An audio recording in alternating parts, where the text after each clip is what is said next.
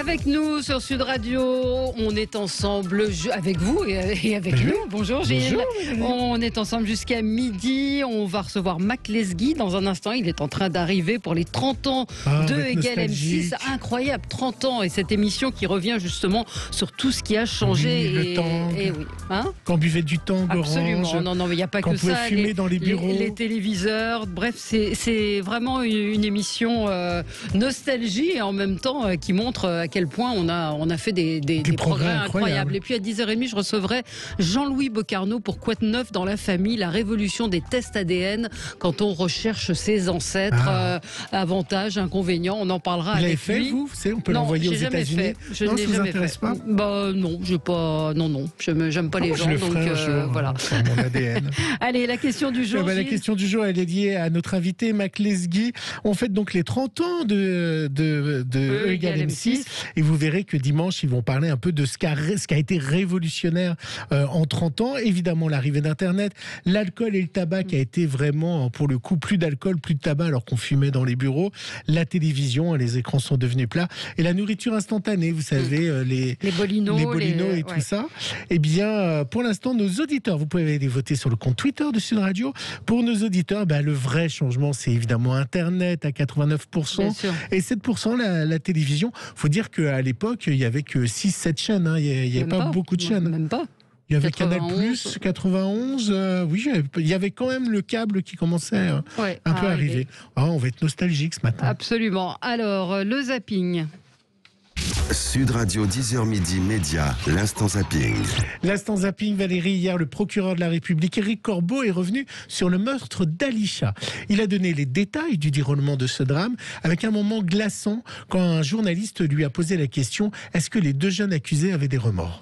C'est compliqué à dire. Ce qu'on peut dire dans la matérialité des faits, c'est que après qu'ils aient, d'après ce qu'il ressort donc des auditions et des constatations qu'ils aient pratiqué de la sorte donc dans l'après-midi du 8, ils sont partis ensemble manger à Paris, quoi. Mais ils n'ont pas non plus fait part d'un remords immédiat. Et oui, ils sont partis manger après avoir mis cette jeune fille à l'eau. J'imagine que vous en parlerez avec vos débatteurs. Effectivement. Deux jeunes accusés qui ne risquent pas la perpétuité, mais seulement 20 ans de réclusion criminelle en raison de leur jeune âge. Ils bénéficient de ce qu'on appelle l'excuse de minorité. Ce qui a fait débat sur CNews, l'avocat William Goldnadel a réagi. Le principe de l'excuse de minorité ne me paraît pas aberrant. On peut imaginer quand même, à 15 ans, j'étais pas comme j'étais à 40. Le jugement n'est peut-être pas tout à fait le même. On est peut-être plus exalté. On n'a peut-être pas terminé. Donc, l'excuse de minorité. Alors maintenant, qu'il ne passe pas toute sa vie en prison, même moi, Elle va passer toute sa vie dans un cercle. Le témoignage de Lily et de sa mère dont touche pas à mon poste sur C8, qui bat des cartons, Cyril Hanouna. Elle venait exprimer sa colère. Vous savez, c'est cette histoire de Lily qui a 8 ans et transgenre. Le procureur de la République de Carpentras a refusé le changement de prénom de cette petite fille de 8 ans. J'ai su que j'étais une fille vers la maternelle. D'accord. Je l'ai pas dit à maman et à papa et à tout le monde. Ça te fait quoi de pas de prénom changé? C'est pas sympa. C'est pas sympa. C'est pas sympa et c'est très embêtant parce que du coup on peut pas faire de papier. Ça permettrait d'avoir moins à se justifier au quotidien si elle avait un état civil de modifié et puis ça prouverait que la loi admet qu'elle est qui elle est. Ça a beaucoup fait débat. Oui, on va en parler. Oui. Elle fait un peu tous les plateaux télé avec sa fille. Bonjour Mac Lesguy. Bonjour Mac Lesguy. Merci de nous avoir rejoints. Voilà, vous n'avez pas trouvé de fusée supersonique pour venir. Pas encore de téléportation. Au train, on voit les choses à Paris, on en trouvera de moins en moins. Voilà. Il faut miser pour la téléportation dans 30 ans. Vous reviendrez nous en parler. Voilà. On ne parlait pas des transgenres il y a 30 ans. C'était pas un vrai sujet. C'est un autre sujet. C'est un autre sujet. Hier, Quotidien s'est moqué de Marine Le Pen. Alors vous savez que Marine Le Pen, elle a fait une conférence de presse. Elle s'est trouvée un nouveau cheval de bataille. Je ne sais pas si vous avez vu ça sur TMC. Eh bien, elle aime l'écologie. Marine est devenue verte. C'est parce qu'il y avait un vote hier aussi à l'Assemblée. Écoutez. Marine Le Pen parle d'écologie. D'oiseaux et d'insectes, forêt, plage, des fruits, des légumes, de l'eau, de l'air, des terres, la nature, la beauté, la vie. Oui. Marine Le Pen a fumé un gros pétard. Le recul de la biodiversité dont témoigne la nouvelle chute des populations d'oiseaux et d'insectes en France est un recul de la vie. Ouais, man, les oiseaux, man. Et pour finir, on va donc parler avec notre invité Mac Lesguy des années 90, des années 80, il y a plus de 30 ans. Et à l'époque, qu'est-ce qui cartonnait? La coupe mulet faisait fureur. Je ne sais pas si vous avez porté la coupe mulet. C'était plutôt pour les garçons. Ouais, non, il y avait des filles qui avaient la coupe mulet portée par toutes les stars branchées. Eh bien, Mac, vous n'y croirez peut-être pas, eh bien la coupe mulet est de retour en 2021. Long derrière, court devant, en 2021, la coupe mulet divise toujours. Honnêtement, je dirais que c'est plus d'actualité en 2021. Je valide pas du tout. Et pourtant, la coupe mulet, c'est tendance. Des spécialistes estiment qu'elle va faire son grand retour.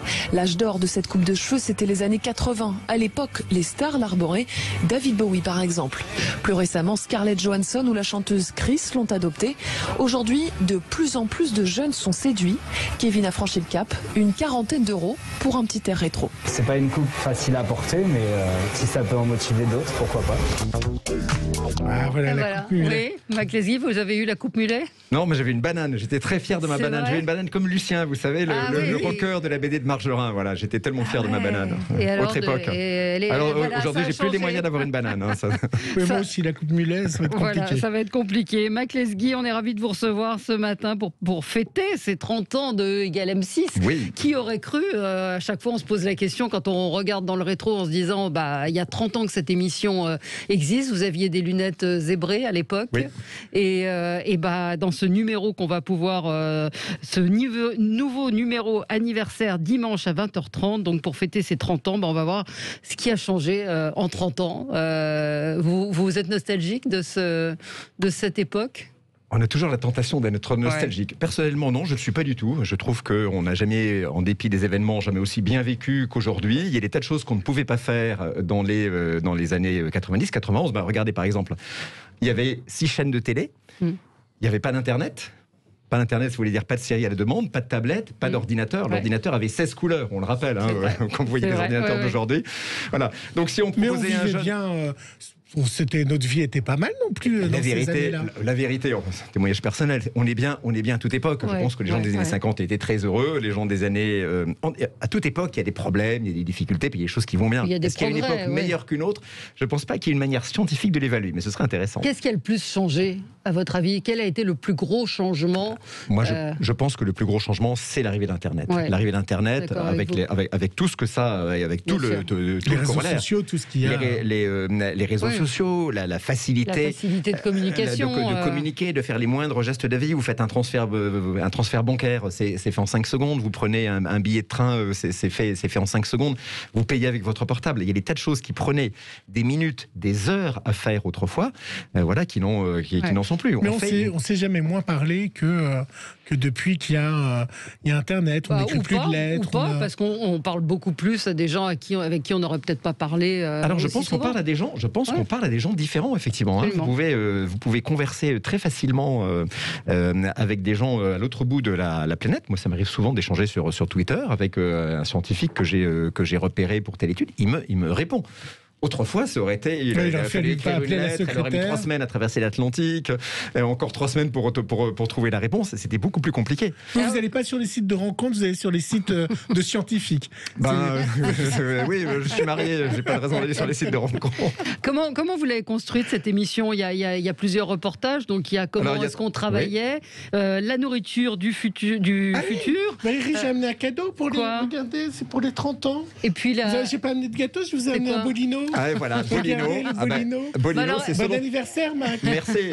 Le Bolino, c'est ce dont on parle dans l'émission, parce que Bolino, aujourd'hui, ça existe toujours, ça se vend. Je l'ai acheté hier.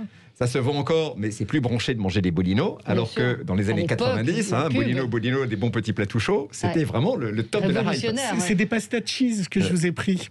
Écoutez, je vais les goûter. Gilles, si vous me les offrez, je vais les goûter avec plaisir, parce que ça fait des années que je n'ai pas mangé de bolino. Par contre, il y a un produit qui a disparu malheureusement, c'est le Tang. Absolument. Le Tang, le jus d'orange en poudre. Et moi, je me souviens très bien, dans les années 90, on disait, mais c'est le jus d'orange des cosmonautes, ça va sur l'espace, c'est tellement pratique, on rajoute de l'eau et tout, etc. Donc on a retrouvé des Tang, c'est encore vendu en Espagne. On l'a fait analyser par un chimiste. Bon, qu'est-ce qu'il y a dans le Tang? Première surprise, il y a 0 extrait d'orange à l'intérieur. Donc on pourrait tout à fait faire du jus d'orange. C'est que du chimique, c'est du sucre, tout est chimique. Des arômes, c'est du sucre, c'est des arômes, voilà, un peu de vitamine C, voilà, pour donner et un petit correcteur d'acidité. Voilà, c'est une poudre, voilà. Mais à l'époque, c'était le progrès. Voilà, aujourd'hui, évidemment, on a totalement changé d'époque. Parce qu'on imaginait que ça allait être la nourriture du futur dans les années 90, de dire que tout serait lyophilisé, que tout serait en base de poudre. Exactement. Et puis il y a un retournement de tendance aujourd'hui. Je pense qu'on a raison de le faire. On privilégie le produit naturel. Voilà, on a aussi les moyens de faire venir beaucoup d'oranges et beaucoup de jus d'orange de différents pays. Donc ça a beaucoup changé. Mais dans la vie de bureau, ça c'est le premier reportage on a du mal à se dire qu'on a pu travailler comme ça. Avec l'annuaire, avec le cendrier plein de mégots sur le bureau. Absolument. Parce que il n'y a pas si loin que ça. Non, c'est pas. Bon, on a tous connu cette époque. Voilà. Et puis il y avait donc le gros ordinateur qu'on regardait avec un peu de méfiance. Il avait soit un écran tout vert, enfin vert et noir, soit avec 16 couleurs. Mais alors ça, c'était le progrès, c'était la Rolls des ordinateurs.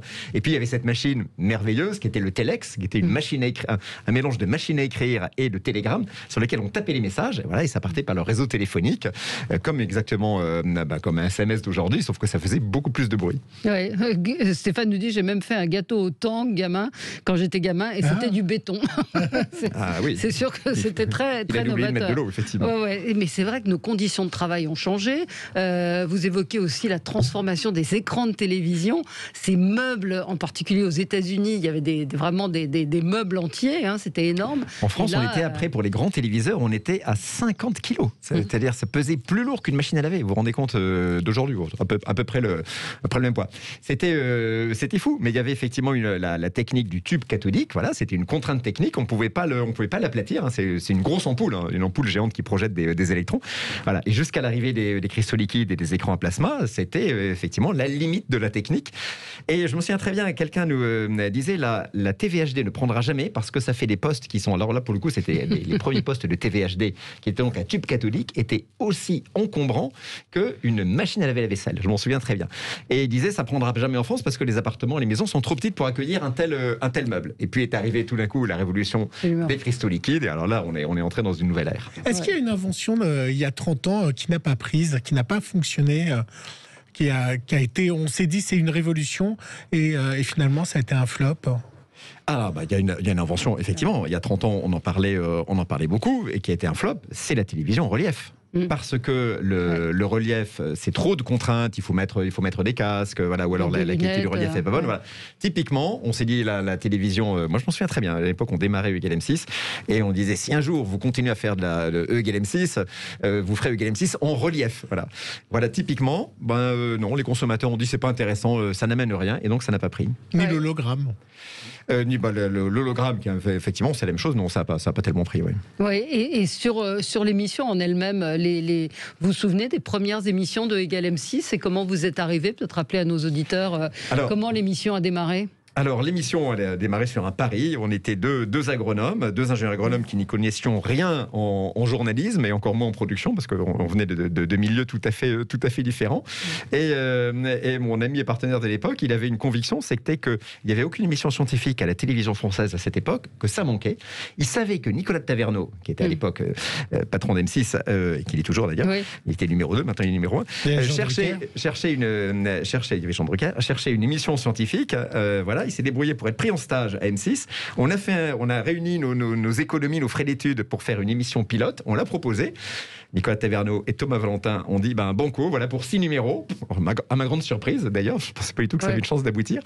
Et j'aurais jamais pensé que 3 mois plus tard, ils nous disent commencez à préparer les numéros de la rentrée parce qu'il va y avoir une suite. Voilà. Et c'est comme ça se touchait. Donc votre vie a changé en fait. Vous n'étiez pas fait. Vous étiez ingénieur agronome. Pas du tout. Moi, je suis ingénieur agronome de formation et mon premier métier, c'est l'analyse des études de marché et des sondages statistiques. Voyez. Donc effectivement, d'ailleurs, j'aime toujours beaucoup les chiffres. Donc, et il en faut. Quand on est vulgarisateur scientifique, il faut bien connaître les chiffres et les ordres de grandeur, c'est important.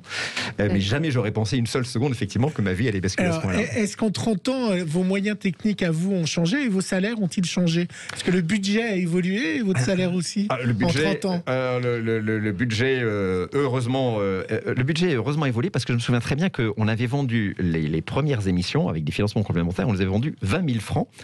20 000 francs à M6. Alors 20 000 francs, voyons. Ça fait.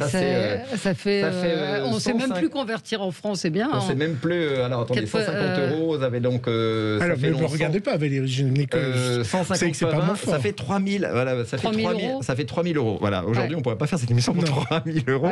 Je pense que c'est une évidence pour tout le monde. Donc oui, notre budget a changé, mais surtout, et vous avez raison de le souligner, les moyens techniques ont changé de manière totalement incroyable. Quand on a démarré, une caméra, ça pesait 15 kilos. Voilà, elle faisait 80 cm de long, elle était très encombrante. Les caméramans se cassaient le dos. On allait photographier, filmer le moins de laboratoire. Il fallait mettre de la lumière, on mettait des spots partout parce que sinon l'image était toute noire. Aujourd'hui, puis le montage, c'était des. Et le montage, on montait avec des cassettes à bande. Aujourd'hui, c'est beaucoup plus souple. Mais le tournage, aujourd'hui, mes caméramans, ils tournent avec des appareils photo. Des fois même, je suis dépassé. Je leur dis, mais attendez, mais t'es sûr que ça tourne là, ton tout petit truc? Il me dit, mais oui, bien sûr. Et puis on n'éclaire plus parce que les appareils photo sont devenus extrêmement sensibles. Résultat, on a une grande fluidité, une grande facilité dans les tournages qu'on n'avait pas autrefois. On fait de la meilleure télé de ce fait. Et lui, il n'a pas répondu sur le salaire. Sur le salaire Il a augmenté quand même un petit peu. Le salaire, il a suivi l'inflation. Comme l'inflation, voilà, absolument. En plus, c'est vrai. J'ai vu dans une interview que vous disiez que vous aimeriez que Égal M6 vous survive, même si vous avez encore de très longues années devant vous. Mais oui, attendez, il y a deux parties à cette question. Oui. On dit, si vous vous arrêtez, est-ce que il faut dire si vous arrêtez, frappez vers les ménages, est-ce que vous aimeriez que Égal M6 vous survive? Oui. Maintenant, si on me dit, est-ce que vous voulez aujourd'hui que quelqu'un vous remplace à la tête de Égal M6, je vais dire, non, moi je trouve ça toujours agréable à faire. C'est toujours sympa à faire. Vous êtes très engagé sur les réseaux sociaux, moi je vous suis. Oui. Aujourd'hui, c'est l'anniversaire de Fukushima, avec ce débat sur le nucléaire. Ce matin, d'ailleurs, vous avez tweeté sur le sujet. Oui. Vous n'hésitez pas à vous battre et à répondre, et on vous accuse déjà parfois d'être trop pro-nucléaire, d'être pour une agriculture qui n'est pas forcément celle qui est dans le sens du politiquement correct du jour. Moi, comme toute personne qui a une conscience écologique de base, je pense que la planète souffre de deux menaces. La première, c'est le réchauffement climatique dû à nos émissions de gaz à effet de serre, notamment de CO2. Voilà. Et la deuxième, c'est la baisse de la biodiversité. Et je pense qu'il faut mobiliser toutes les ressources de la science et de la technique pour combattre ces deux fléaux. Il se trouve que dans le domaine de l'énergie, avec la biomasse, avec les barrages, le nucléaire est une excellente solution pour avoir de l'électricité bas carbone. Voilà. Et il n'y en a pas 36. Voilà. Fukushima, d'ailleurs, aujourd'hui c'est l'anniversaire de Fukushima, c'est l'occasion de rappeler que le pays qui était le plus durement touché par cette catastrophe, c'est le Japon. C'est le Japon. Le Japon, qui avait arrêté toutes ses centrales nucléaires à la suite de Fukushima, a compris son erreur pour atteindre la neutralité carbone. Ils vont rouvrir beaucoup de centrales nucléaires, ils vont en construire d'autres, parce que pour une société développée, il n'y a pas d'autre solution, malheureusement. Voilà. Et c'est juste ce type d'évidence. Voilà, c'est pas du tout en mettant des panneaux solaires qu'on arrivera à une société peu émissive en carbone. Et on est revenu de l'éolienne aussi. L'éolien est très bien dans beaucoup de contextes. Le problème, c'est que l'éolien produit de l'électricité quand le vent souffle. Ah oui. Or, en France, par exemple, quand il fait très froid l'hiver, vous êtes en situation anticyclonique, toutes les éoliennes sont à l'arrêt et elles produisent zéro électricité. Voilà. Alors, si vous dites, il faut passer au chauffage électrique, il faut passer à la voiture électrique, voilà, et il faut se mettre à l'éolien, ça veut dire que vous n'avez plus de voiture, ça veut dire que vous n'avez plus de train, vous n'avez plus de chauffage, les hôpitaux sont plus approvisionnés, etc., etc. On entre dans une autre société, à laquelle on ne sait pas très bien, mais je doute qu'elle soit viable. Je vois sur une info mort de Lou Ottens. Alors vous savez qui était Lou Ottens? C'est le père de la cassette audio. Ah, incroyable. Et la cassette, vous vous souvenez de ces petites cassettes? C'est vrai qu'on a. Ça va paraître incroyable. Je me souviens très bien. À l'époque, j'habitais à Biarritz, qui est ma ville natale. Mon grand-père, qui adorait les gadgets, il revient de Paris et il dit: regardez les enfants, ça c'est un magnétophone à cassette. Alors il sort la cassette. À l'époque, on connaissait les gros magnétophones à bande. Vous voyez, il sort la cassette, il dit on tourne avec un petit crayon, etc. pour bien tendre la bande. On la met dans la cassette. Et je me souviens de la première photocopieuse qui arrive au bureau de mon grand-père. Je me souviens du premier magnétophone à cassette. Et je me souviens, et alors là, je me disais, mais c'est l'an 2000, mais bon, on va tous finir sur la Lune, sur Mars, de la première montre à quartz qui ne donnait l'heure avec des petites diodes que quand on appuyait sur un bouton, parce qu'il fallait quand même économiser la batterie. Voilà. Et nous, on a vécu toute cette ère de progrès, mais avec des yeux un peu émerveillés. Je pense qu'aujourd'hui, face aux innovations qui sont incessantes, un nouveau smartphone, etc., les enfants sont beaucoup plus blasés que nous, on l'était à l'époque. On a vécu vraiment cette période merveilleuse où toute l'électronique est rentrée dans nos foyers. Est-ce qu'il y a quelque chose, une chose à laquelle vous rêviez quand vous étiez enfant et qui est arrivée ? Je vous donne un exemple. Moi, je passais des heures au téléphone avec mes copines. J'habitais au Canada, donc ça coûtait pas cher. Et je rêvais de pouvoir voir mes amis. Et donc, aujourd'hui, c'est possible. Alors, ça m'a jamais fait rêver, je vais vous dire. J'avais comme beaucoup de... mais c'est un joli rêve. Moi, quand j'étais petit, comme tout le monde, je me disais, bon, quand même bien finir astronaute. Voilà. Et alors, j'ai pas tout à fait accompli, mais j'ai quand même la chance deux fois de faire ce qu'on appelle des vols zéro gravité. Vous savez, vous montez dans un avion avec des cosmonautes, des astronautes à l'entraînement, et tout d'un coup, pop, il part en chute libre, et donc vous mettez à flotter dans la cabine pendant une vingtaine de secondes. Vous répétez l'opération plusieurs fois, et vous avez la sensation de l'apesanteur, enfin l'impesanteur pour être précis. Voilà. Et ça, c'est un moment extraordinaire. Donc j'ai dit que ce rêve, je l'ai à moitié accompli. Voilà. Moi, je voulais savoir s'il y aura un Egal M6 en prime, par exemple, sur la Covid, sur d'où vient le virus, pourquoi ce virus est plus virulent que d'autres, pourquoi on connaît une pandémie, et puis peut-être un sujet sur comment les autres pandémies ont été, avec moins de technologie, ont été combattues. Pourquoi vous ne faites pas je veux bien le produire, si vous voulez. Pourquoi vous ne faites pas un prime Egal M6 sur la Covid? Merci de me poser la question. Je n'y avais pas réfléchi. C'est une bonne idée. Voilà. Il y aurait beaucoup de choses à raconter, Bien sûr. notamment effectivement pour comparer en quoi cette pandémie, enfin voir si cette pandémie est très différente des précédentes. La dernière grande pandémie, la grippe de Hong Kong, a fait des centaines de milliers de morts, mais c'était en 69. Personne n'en a parlé. La grippe espagnole, on était pendant la guerre, personne n'en a parlé. Et je regardais l'autre jour une publication sur cette fameuse grippe espagnole. On dit aujourd'hui le Covid, c'est la conséquence de la mondialisation, avec tous les échanges, ça s'est propagé dans tous les pays, etc. Bon, pourquoi pas. Et puis la déforestation. Et la déforestation. J'ai regardé la grippe espagnole. La grippe espagnole, en 12 mois, avec les moyens de l'époque, en 1918, elle est partie aux États-Unis, elle a fait le tour de la Terre. Ouais. Autrement dit, c'est pas peut-être que la mondialisation a un peu accéléré, mais de toute façon, quand vous avez une pandémie qui naît, et c'était la même chose, j'imagine, avec la grande peste noire dans les années 1340, je crois. Quoi qu'il arrive, les hommes voyagent, on circule à la surface du globe et ça se répand partout. Voilà. Donc dire que c'est une conséquence de la mondialisation, on voit que c'est à relativiser. Voilà, et Stéphane vous dit oui, l'écran était rouge de cette montre, j'en avais même une. Oui, exactement, des diodes rouges. Mais Stéphane qui dit j'aurais adoré avoir un frère comme Mac. Voilà, merci Stéphane. Et que pensez-vous de C'est pas sorcier ?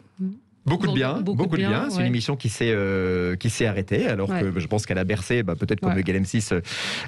Plus il y aura d'émissions scientifiques, et mieux c'est. Plus il y a d'émissions scientifiques, plus la parole scientifique est présente à la télévision, et je pense mieux le monde à la France se porte. Oui. Bon, dimanche soir sur M6, 20h30, les 30 ans de Egal M6. Vous allez voir, vous allez être fasciné par ces bouleversements. Le Bolino, ça parle de tank, de Bolino, de Telex, de mots qu'on avait quasiment oublié, c'est passionnant.